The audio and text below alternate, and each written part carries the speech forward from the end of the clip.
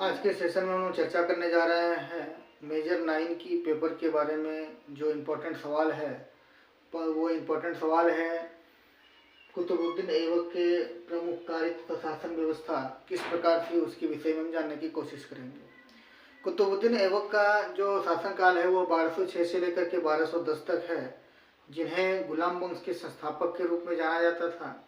लेकिन कुछ वर्षों तक उन्होंने, लगभग 4 वर्षों तक उन्होंने शासन चला और विशेष रूप से भारतीय मध्यकालीन इतिहास में उनके शासनकाल को एक महत्व स्थान प्राप्त है।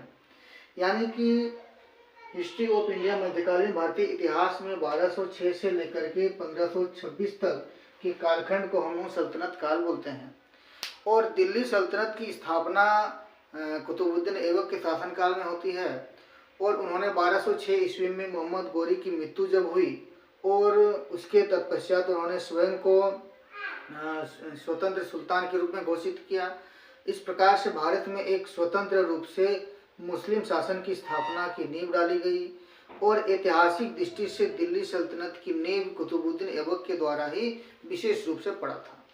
यदि उनकी राजनीतिक स्थिरता की स्थापना किस प्रकार से हुई, इसके बारे में हम चर्चा करेंगे तो हमें समझ में आता है कि ऐबक ने, यानी कि कुतुबुद्दीन ऐबक ने अपने अल्प शासन काल में, यानी कि 4 वर्षों के दरमियान में उत्तर भारत में लगभग जो तुर्की सत्ता है उसको, सत्ता को बनाए रखने में प्रयास किया और शासन भी चलाया।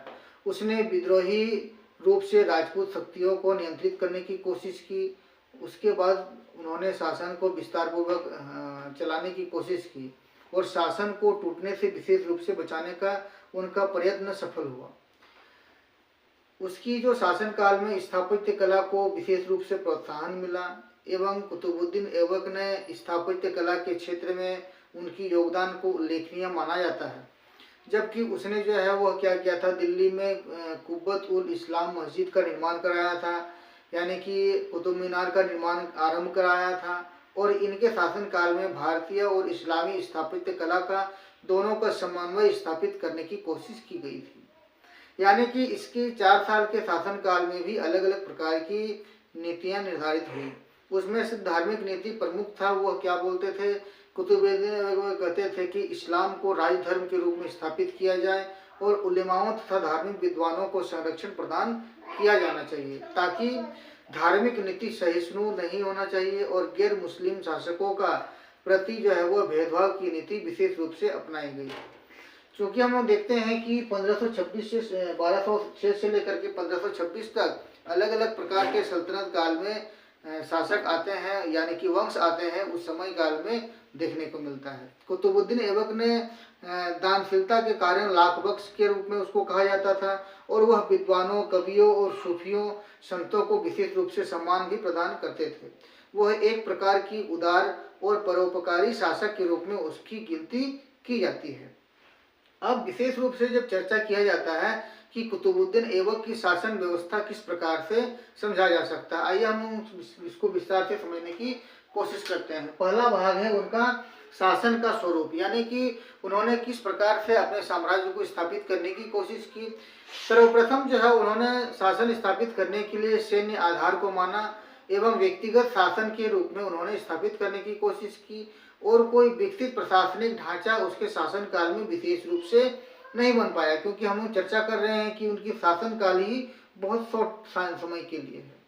प्रशासनिक व्यवस्था के रूप में वह क्या था, ऐबक के समय काल में प्रशासन मुख्यतः तुर्की अधिकारियों के भरोसे विशेष रूप से चलता था। इक्ता प्रणाली जो सल्तनत काल में भी प्रारंभ हुआ और मुगल काल में भी आपको देखने को मिलेंगे, प्रारंभिक रूप से प्रचलित रहा, जिसमें अधिकारियों को वेतन के बदले क्या किया जाता था, भूभाग दिए जाते थे, यानी कि भूमि का टुकड़ा दिया जाता था। आज के समय में जिस प्रकार से सैलरी वगैरह होती है, उस समय सैलरी ना हो करके भूमि के बदले जो है वह सैन्य की सेवा के बदले उसकी भूमि दी जाती है। तीसरी जो बहुत इंपॉर्टेंट है वह सैन्य व्यवस्था, क्योंकि ऐबक की सत्ता का आधार जो है वह सेना होता था और उसकी सेना मुख्यतः गुलाम सैनिकों से विशेष रूप से बनी थी और स्थायी सेना का अभाव था और युद्ध काल में सैनिक एकत्र किए जाते थे, क्योंकि खुद भी वह क्या था, एक गुलाम रहा है, उसके बाद वह शासक बनता है।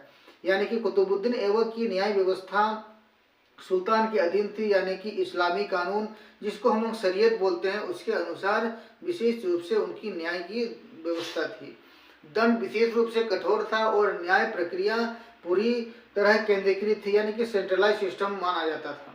उसकी यदि ऐतिहासिक मूल्यांकन के बारे में चर्चा किया जाए, वह सकारात्मक पक्ष को विशेष रूप से दर्शाने की कोशिश करता है और दिल्ली सल्तनत का संस्थापक के रूप में उनकी पहचान मिलती है। स्थापत्य कला का संरक्षक के रूप में कुतुबुद्दीन ऐबक को माना जाता है। राजनीतिक एकता की दिशा में प्रयास उनका प्रथम प्रयास रहा है। तो ये इनकी जो सकारात्मक पहलू है। ठीक उसी प्रकार से कोई भी व्यक्ति का नकारात्मक पक्ष भी होता है, पहलू होता है। यानी कि नकारात्मक पहलू यह है कि वह 4 साल तक ही शासन करने सका था और वह अपने शासन काल में अविकसित प्रशासनिक व्यवस्था को उन्होंने जन्म दिया। इसके अलावा स्थायित्व का अभाव देखने को मिला। तो ये रहा हम लोग का कुतुबुद्दीन ऐबक के शासन काल के बारे में उनकी जो कार्य है।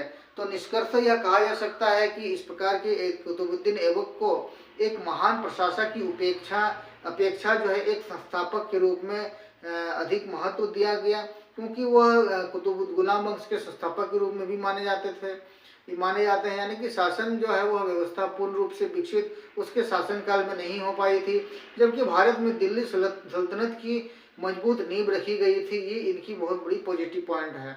तो इस प्रकार से उन्होंने साम्राज्य का निर्माण किया था। इसके अलावा यदि परीक्षा के उपयोगी पॉइंट्स के बारे में हम चर्चा करेंगे तो क्या होगा कि कुतुबुद्दीन ऐबक का ऐतिहासिक महत्व उसके अल्प शासन काल में ही उन्होंने निर्धारित करने की कोशिश की, बल्कि दिल्ली सल्तनत की स्थापना जो है वह उनके लिए इम्पोर्टेंट रहा है। तो ये आज का सेशन था कि विशेष रूप से हमने जानने की कोशिश किया कि किस तरह से कुतुबुद्दीन ऐबक के प्रमुख कार्य हुआ करते थे और किस तरह से उनकी जो हम ये बोलने की कोशिश कर रहे हैं कि शासन व्यवस्था वह किस प्रकार से होती थी, ये उनके लिए इम्पोर्टेंट है। तो ये कुतुबुद्दीन ऐबक के जो प्रमुख कार्य है उनमें से जो उनकी शासन व्यवस्था से लेकर के उनकी जो जितनी शासन समय तक उन्होंने शासन किया है, लगभग बहुत लंबे छोटे समय तक जो है उन्होंने शासन किया है। लगभग 4 वर्ष तक उन्होंने शासन करा है। यानी कि हम जब आंसर राइटिंग करेंगे तो हम विशेष रूप से ये ध्यान देने की कोशिश करेंगे कि विशेष रूप से क्या होता है कि कुतुबुद्दीन ऐबक जो है वो शासन करते हैं और उसका हमको पहले परिचय लिखने की जरूरत पड़ेगी, क्योंकि कोई भी हम आंसर राइटिंग हम जब करते हैं तो आंसर राइटिंग में हमारे पास भी विभिन्न प्रकार की जो है वो स्टेप्स होते हैं। पहले हम क्या करेंगे, इसकी परिचय को लिखेंगे। यानी कि परिचय लिखने के बाद क्या करेंगे, उसके बारे में हम डिस्क्राइब करेंगे। मान करके चलिए हम ऐबक के बारे में लिख रहे हैं तो ऐबक के बारे में हम उसकी विचार को लिखेंगे। उनके जो प्रशासनिक व्यवस्था है, भले ही कम समय तक ही क्यों ना हो, उनके शासन व्यवस्था के बारे में लिखेंगे।